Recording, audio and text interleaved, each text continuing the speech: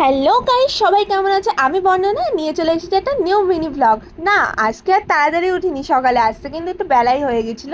দেখতেই পাচ্ছ চারিদিকে আকাশে কিন্তু রোদও উঠে গেছে। এরপরে আমি ঘরে এসে মুখ মুছে এক গ্লাস জল খেয়ে নিলাম। তারপরে ঘরের মধ্যে কিছু ভেজা জামা কাপড় ছিল মা আর বাবা, সেগুলো আমি রোদে শুকোতে দিয়েছিলাম।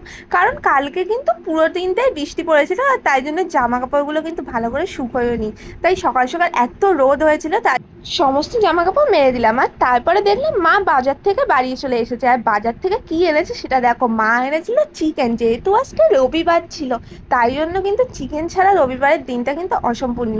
আর সমস্ত কাজ সেরে আমার চ্যান করতে করতে কিন্তু 2টো বেজে গেছিলো, আর তাই জন্য মা আমাকে সঙ্গে সঙ্গেই ভাত দিয়ে দিয়েছে। আর এদিকে দেখো মাংসের কালারটা দেখো, রবিবারের দুপুরে যদি এমন আলু দিয়ে চিকেনের ঝোল হয় তাহলে কিন্তু কারই না ভালো লাগে বলো। এরপর এদিকে দেখো সন্ধেবেলায় মা আবার আমার জন্য আইসক্রিমও এনে দিয়েছিল, আর এই ফ্লেভারের আইসক্রিমটা কিন্তু আমার হেব্বি লাগে। সো ব্লগটা আমি এখানেই শেষ করে দিলাম, টাটা।